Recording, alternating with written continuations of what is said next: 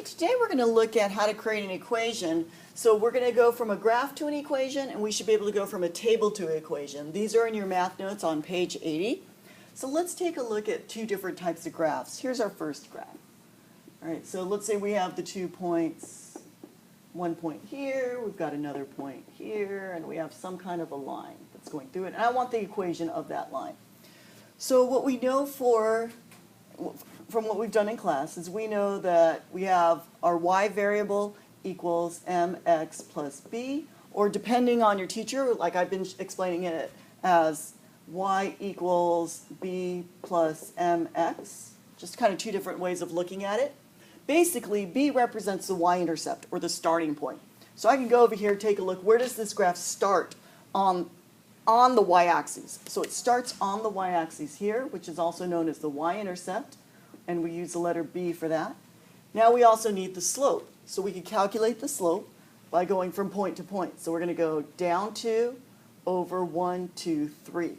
So the slope in this case, remember I count the spaces, my slope is 2 over 3, but then because this is going down, I want to think about it as a negative slope. Right, so now when it comes time to write the equation, all I've got to do is put in the pieces. So I can say y equals mx plus b, 2/3 x plus 2. Okay. Or I can, I didn't really identify that that was a 2 there. Okay. Or I can do it the way I've been doing it in terms of the growth rate. Where do we start? We start at 2. Where do we go from there? We go down 2 over 3. Right. The other case is when the y-intercept is not obvious. Right. So we have, let's say we have a graph here, and my first point is here at 1, -1, and my next point is at 2, 1. All right? So we're going to just go ahead and draw this line going down here. So because I don't know the y-intercept right away, what I'm going to do is just go ahead and find the slope first.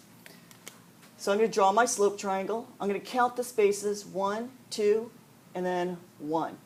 So now I know that my slope is equal to 2 over 1. All right, now I need to find the y-intercept, but because I can make one slope triangle, I know I can make more. So all I'm going to do is just go down 2 spaces, 1, 2, and go over 1. Okay?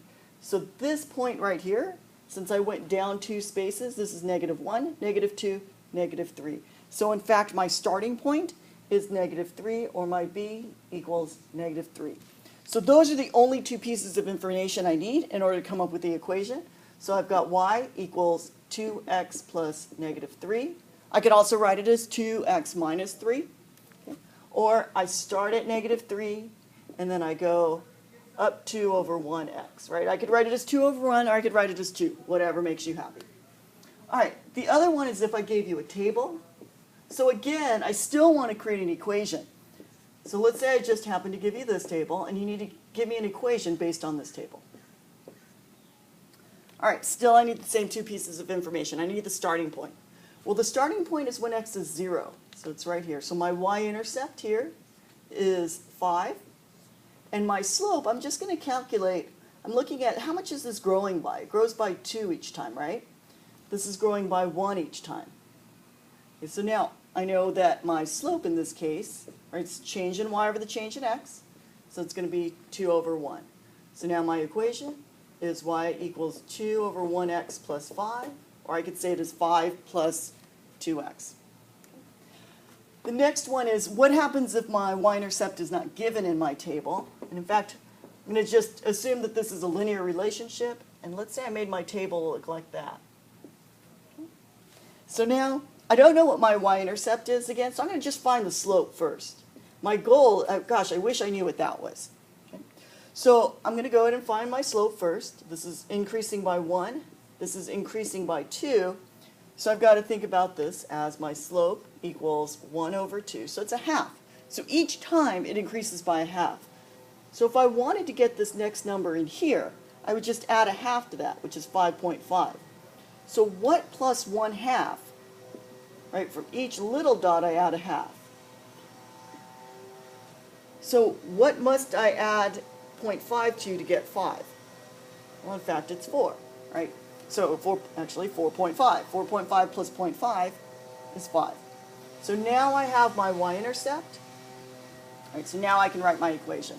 So y equals 1/2 x plus 4.5.